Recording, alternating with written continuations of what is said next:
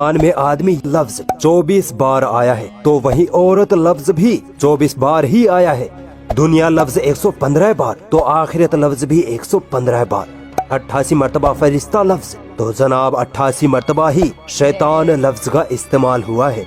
145 बार जिंदगी लफ्ज, तो 145 बार ही मौत लफ्ज का जिक्र कुरान ने किया है। क्या अब भी यही कहोगे कि कुरान अल्लाह का कलाम नहीं है? हदीसों के मुताबिक ज़कात देने से मालो दौलत में बरकत होती है, यानी ज़कात और बरकत लफ्ज का एक दूसरे से कनेक्शन है। अब देखिए, कुरान में ज़कात लफ्ज 32 बार आया है, तो वहीं बरकत लफ्ज भी 32 बार ही आया है। इबलीस, जो सारे शैतानों का सरदार है, कुरान में इबलीस लफ्ज 11 बार आया है। हैरानी की बात है कि कुरान में इबलीस से पनाह मांगने का जिक्र भी 11 बार ही हुआ है। दोस्तों, हम पर जब कोई मुसीबत आती है और जब अल्लाह ताला उस मुसीबत को हम पर से टाल देता है, तो हम अल्लाह का शुक्र अदा करते हैं, है ना। अब देखिए, कुरान में मुसीबत लफ्ज 75 मरतबा आया है, तो शुक्र लफ्ज भी 75 मरतबा ही जिक्र हुआ है। क्या कोई इंसान इतनी बड़ी किताब में इतने अमेजिंग न्यूमेरिकल कैलकुलेशन कर सकता है, वो भी 1400 साल पहले? अगर अब भी कोई डाउट है तो आओ और आगे ले चलता हूँ। एक साल में कितने महीने होते हैं? 12। और 12 महीनों में दिन कितने होते हैं? 365। ठीक है, अब आइए कुरान मजीद की तरफ। कुरान में महीने लफ्ज का जिक्र एग्जैक्ट 12 बार आया है, और दिन लफ्ज का जिक्र एग्जैक्ट 365 बार आया है। जितने महीने उतनी बार जिक्र, जितने दिन उतनी बार जिक्र।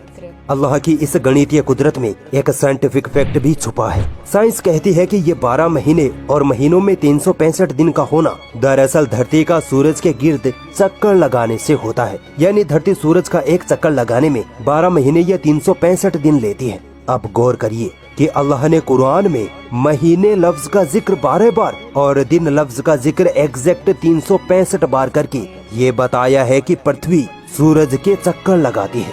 सुभान अल्लाह। सोचो, अल्लाह ने ये बात 1400 साल पहले ही कुरान में लिख दी थी, जब साइंस का कुछ अता पता भी नहीं था। तो बताओ, तुम अपने रब की किन किन निशानियों को झुठलाओगे?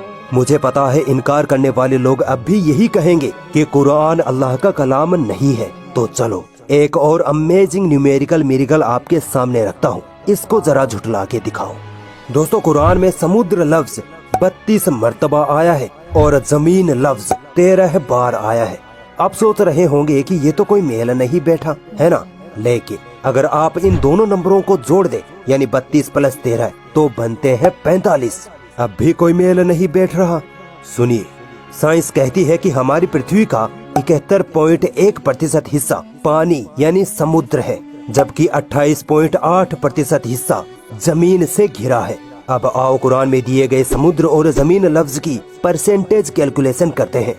दोनों नंबरों को जोड़ने पर बनते हैं 45। ठीक है, समुद्र का प्रतिशत निकालते हैं।